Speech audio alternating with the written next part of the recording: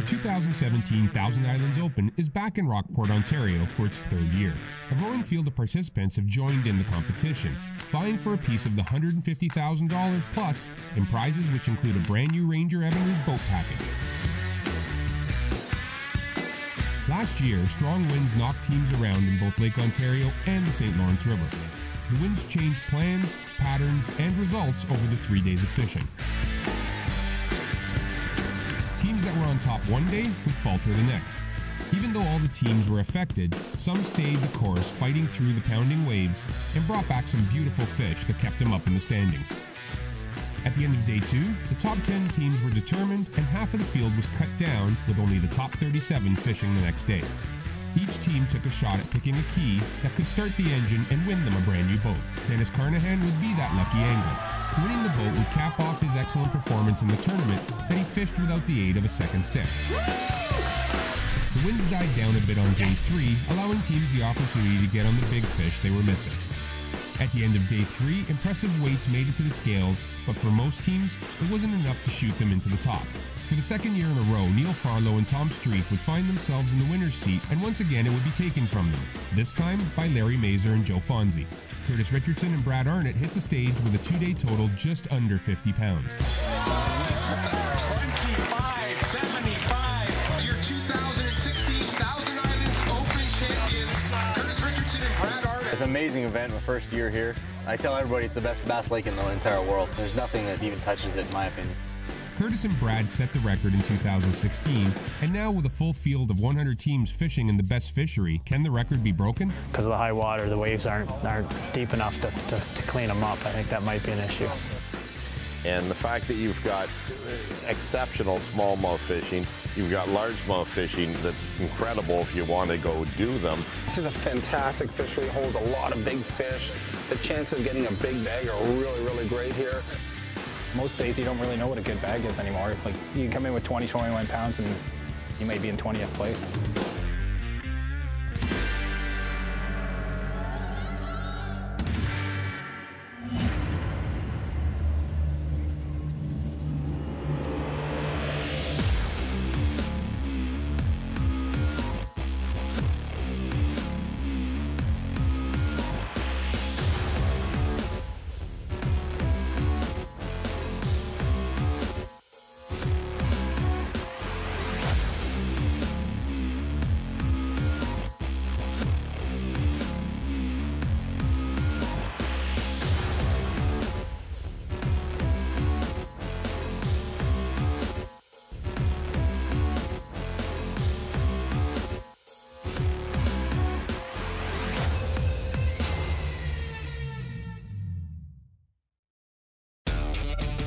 Day 1 begins with some beautiful calm weather, but strong winds are being forecasted for the remainder of the tournament.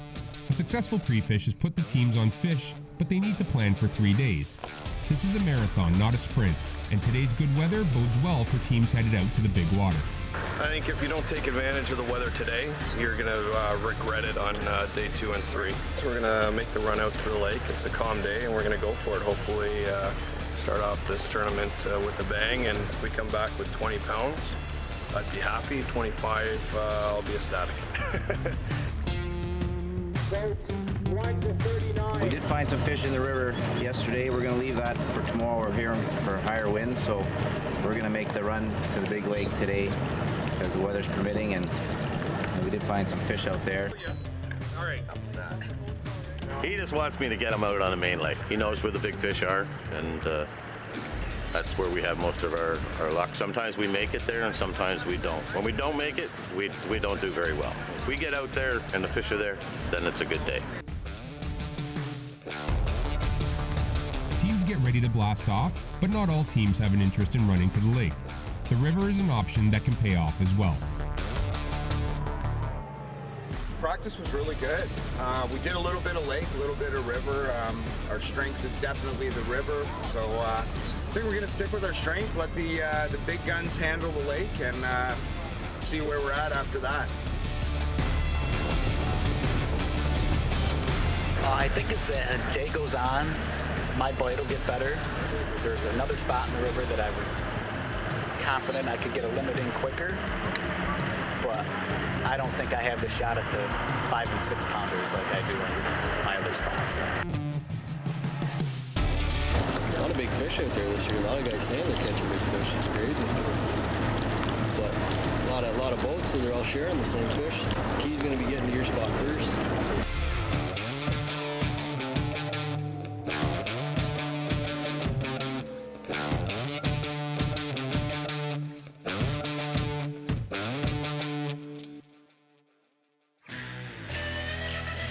Here's a list of the teams competing in the 2017 Thousand Islands Open presented by Hookset. Run as a 3-day team event, anglers look to bag the 5 biggest fish each day, where the highest total weight will net them the lion's share of the $100,000 in cash payouts. The field will be cut to the top 50 after 2 days, giving each team a chance at winning the prize boat, a Ranger 519C powered by an Evinrude 225 G2 Outboard.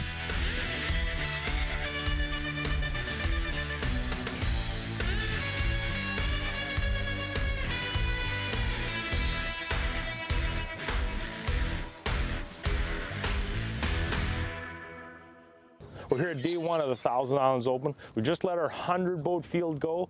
Those guys are looking to get in on $150,000 in cash and prizes. We've got teams from all over North America here to join us here. It's our 3rd year running this event. There's a 30-mile run out to the mouth of Lake Ontario. Probably half our field went that way. The rest of the guys stayed around the Thousand Islands area and beyond. They can only get down about 30 miles before they hit a dam that they can't cross during this event. Crazy thing about this system is a winning bag can come that way or that way. It's just where the guys want to fish. It's a long run to the lake, and as the teams begin to make it out to fish, they realize that a calm day they were expecting won't be happening. Will this be a repeat of last year? The winds have picked up and may only get stronger as the day continues. The weather seems to be a big factor here, with the way it moves the current and obviously affecting the fish. You're going to have to play around with the wind. Not so much anything else. If it rains or if it's hot or whatever, it's not a big deal, but it's the wind. The wind can really cause a lot of problems out here. It really takes out a lot of the places that we like to fish and that you can fish. Teams fishing the river are better protected, giving them a bit of an advantage this morning, but that doesn't mean the winds won't affect them. If the winds continue to pick up, the current in the river will, as well as changing where the fish will set up. Winds are going to determine a lot for us, because we don't have a really big boat, so we're just going to hop spots right up as far as we can go and time it till we have to come back.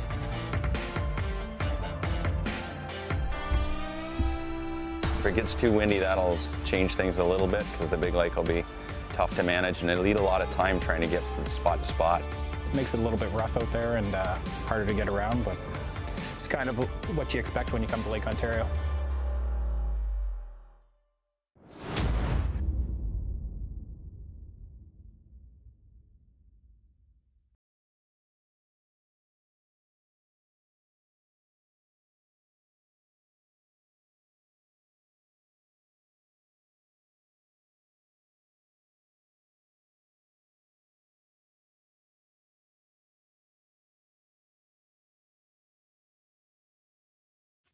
All week long during pre-fish, the teams were pounding the fish in the lake, and now on tournament day, the winds have picked up. Choosing to fish the lake comes at a cost.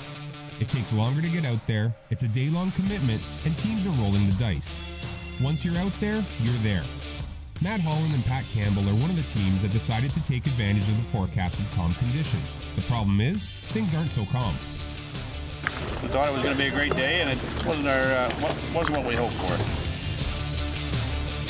They're being tossed around quite a bit, but that doesn't stop them from getting on some fish.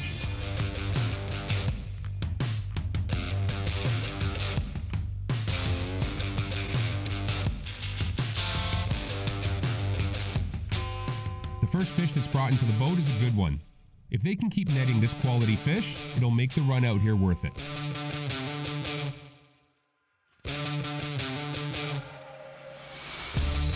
It's not long after they put the first fish in the live well that they're on again. They figured out a good morning pattern, and the fish are biting.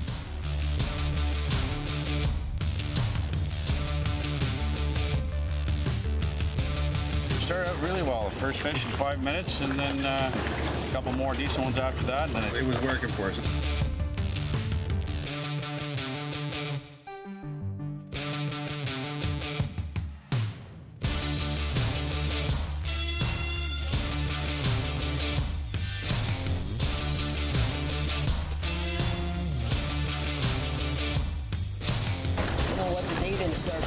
lost a couple fish right off the hop. But you know, we just stayed calm and stuck to it and slowly put a good bag together. For teams running spots out on the lake like the Johnstons, the rougher than expected conditions can cost them valuable time. When running and gunning is part of your game plan, a good back and lots of fuel is a mandatory requirement.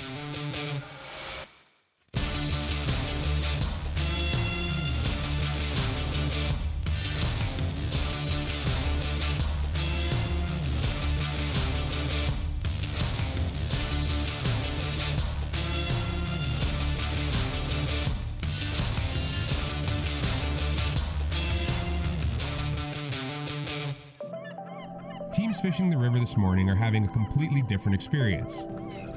Teams have had an easier time of getting to their spots, they just have to see if these spots will deliver any quality fish.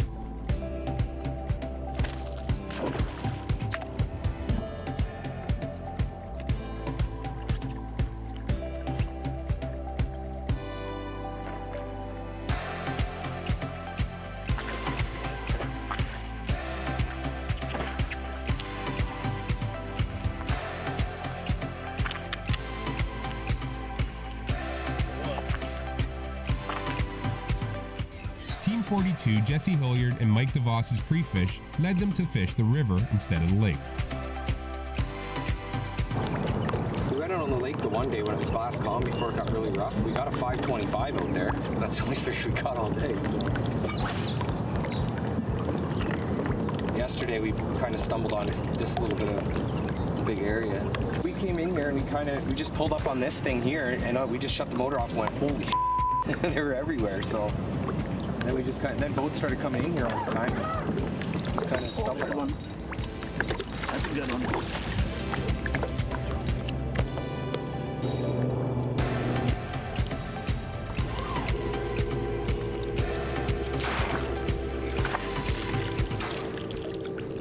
The good news for the anglers is that the fish are biting, and if it continues, it'll make for a race to the top of the leaderboard come day's end.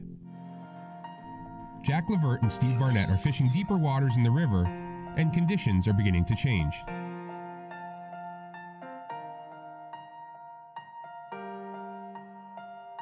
There's not tons of fish, but we're seeing one here, one there, and some of them are committing. We're trying, we don't have a lot of spots. We're trying to not milk it, get what we have, and then maybe tomorrow we're trying to leave something for it.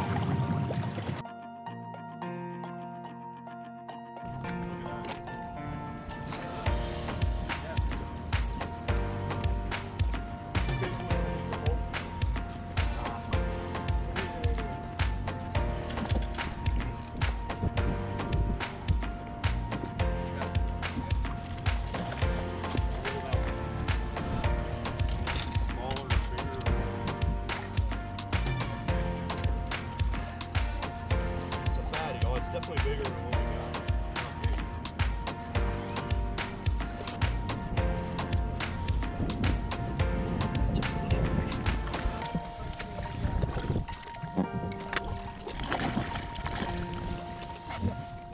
got. Oh, not by much, but a little bit.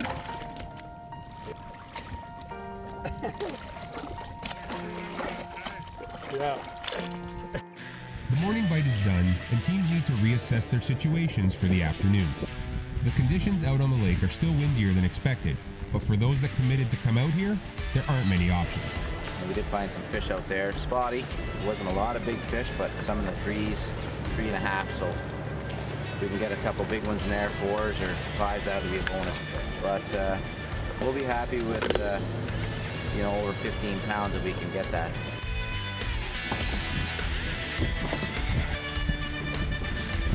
Team 10, Scott Nagy and Denny Andrade are looking to improve on their morning catch. And things are definitely looking up. We had a little tough morning. The bite was a bit slow with the, we kind of located them a little deep. They weren't popping up on the sonar, and we got some big ones. Back in the river, things are a little nicer, but that doesn't mean it's less stressful. The first 2 hours, I had 3 decent bites and a limit, and then the day slowed down.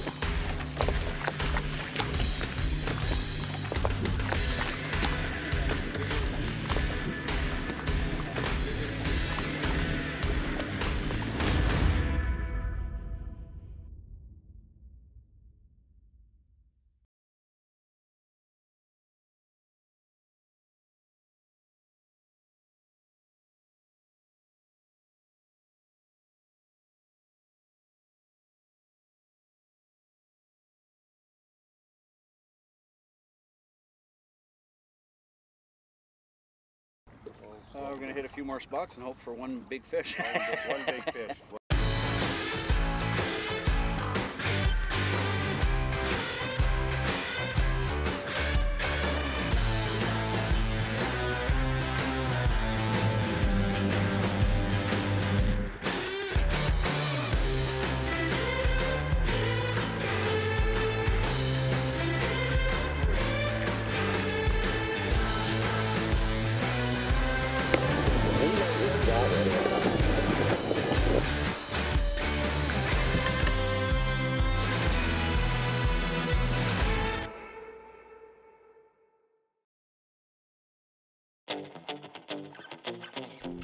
Teams have come back to the marina at the end of day one. The tanks are ready to hold their catches that will tell the tales of their day on the water.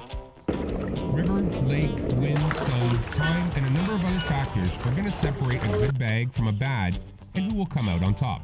It was a good day. Fish clean. Didn't lose a lot of fish. Just, I think maybe dropped one fish today. Yeah, we only lost one fish today. We had a good day. It was a grind. 2 weeks ago, free fish was real easy. Last week, free fish got harder, and today capped it off. But we got 5 good fish, and it'll keep us in it for sure.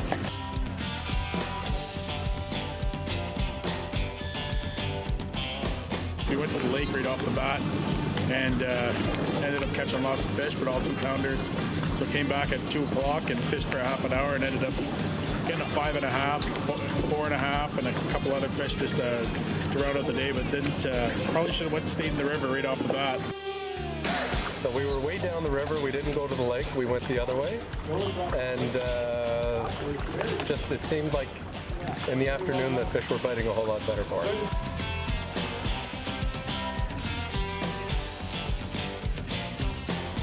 We actually got into some fish today, better than our practice days. It was probably our best day of fishing we've had yet, out of 4 days. So we're satisfied, we're happy for the time here.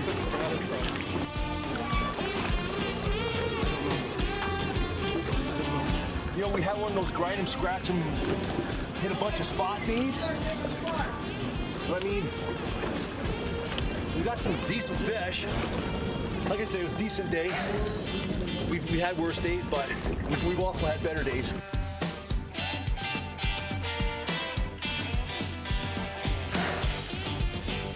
Struggled all day, you know. Luckily we had a few largemouth to save us, and we had lots of different water, different areas to check. Our problem is we burned a lot of water today. I'm not sure what we're going to do tomorrow. Maybe we'll have to bring in 25 pounds of largemouth. Yeah, we can do that. That would mess everybody up. Got confused. As fish begin to hit the scales, the Queen's biology students are on hand to record vital information from specimens brought in by the anglers. Length, girth, and a scale sample are recorded, and double tags are placed in each fish. They're quickly brought over to the Shimano live release boat, where they recuperate in oxygen-rich cooled waters before they're brought out to the river to be released. With an impressive survival rate, these efforts by Queens and the system ensures a future generation of trophy smallmouth for the river. As we make it through the field of 100 teams, some are rising to the top. At the holding tanks, teams proudly display their big fish. The St. Lawrence delivers the promised giants, but at the scale, they aren't enough. Their weights are respectable, but not rewarding. Boys. This is the case for Scott Leckie and Andy Kinsler, whose 22.14-pound bag held a massive 7.29-pound monster that would destroy any other big fish of the day. As teams continue to weigh in, the top weight was established by Matt and Ben Clapp. 24.88. Very well done. A dead fish penalty would lower their final weight by half a pound. Penalties would plague a few teams weighing in heavy bags. The point of the penalties is to ensure anglers pay every bit of attention they can. The penalties can cost them thousands come day's end. The lake and river both delivered. Dennis Carnahan, fishing alone, almost hit the 25-pound mark in the river, while Brian Bilotis and Brian Bilotis Jr. would cross over the 25-pound mark out on the lake, but a dead fish penalty would drop them beneath Dennis in the standings. In order to break the 25-pound mark, a run out to the lake seemed to be necessary. Fab Marchese and Nick Kusevich would bring in a 26.79-pound bag that had other teams hard-pressed to beat. I mean, we just ran around. We just fished a pattern today is all we did today, and, put it together. We only had a few days out here, so you can't fish everything you know. You just fish what you think the weather's going to move the fish at you. Fab and Nick raised the bar, and although some teams earned themselves some good fish, the almost 2-pound difference was too much. Before they even hit the stage, the bag held by the Johnson brothers, Corey and Chris, had all the teams talking about a 27-plus pound bag. We got quite a few fish, called quite a few times. Hopefully we'll have lots for tomorrow. It's just tough keeping them alive coming out of the dead, deep water, so we tried to take her nice and slow today and not beat up the fish too bad. The Johnson brothers would set the bar real high for the tournament, but a dead fish penalty would prevent them from taking the top position from Fab Marchese and Nick Husevich. Great day. Great day. Kind of where we want it to be. We sort of figured we had a number in our head and we're pretty close to it. So very happy.